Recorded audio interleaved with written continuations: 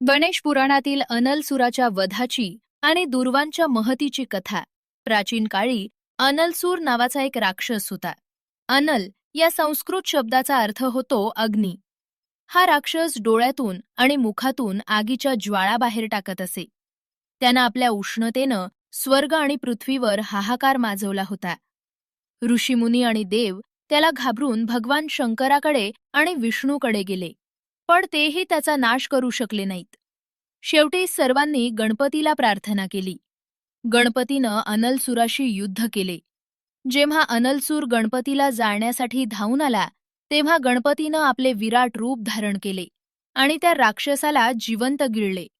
अनलसूर पोटात गेल्यामुळे गणपतीच्या संपूर्ण शरीराची आणि पोटाची आग आग होऊ लागली. गणपती बाप्पाचा जीव कासावीस झाला. त्यांना शांत करण्यासाठी भगवान विष्णूने आपले कमळ दिले. भगवान शंकराने गळ्यातील नाग गणपतीच्या कमरेला बांधले. जलाशयांच्या देवतांनी पाणी शिंपडले. चंद्राने आपल्या शीतल किरणांचा वर्षाव केला, पण कशाचाच उपयोग झाला नाही. गणपतीच्या शरीरातील उष्णता कमी होत नव्हती. तेव्हा 88,000 ऋषीमुनी तिथे आले. त्यांनी प्रत्येकी 21 हिरव्यागार आणि कोवळ्या दुर्वांच्या जुऱ्या गोळा केल्या होत्या. ऋषींनी त्या दुर्वा गणपतीच्या मस्तकावर, डोक्यावर ठेवल्या. दुर्वा डोक्यावर ठेवताच चमत्कार झाला. गणपतीच्या शरीरातील उष्णता त्वरित शोषली गेली आणि त्यांचा दाह शांत झाला.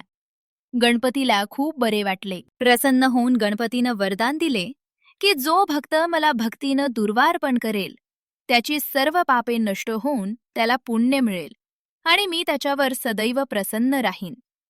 प्रिय भक्तांनो, तुम्हाला प्रश्न पडला असेल, हे दुर्वा गणपती बाप्पाच्या डोक्यावरच का वाहतात? तर त्याला 2 मुख्य कारणे आहेत.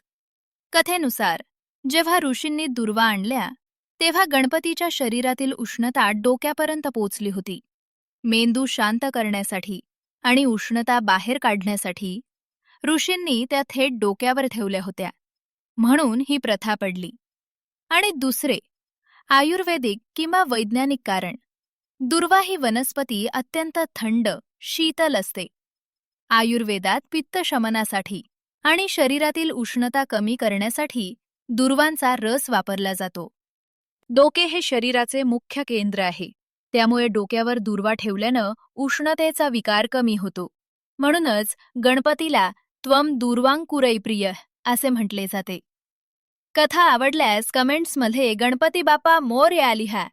अशाच पौराणिक कथांसाठी आपल्या भक्तिविजय चॅनलला नक्की लाईक, शेअर आणि सबस्क्राईब करा.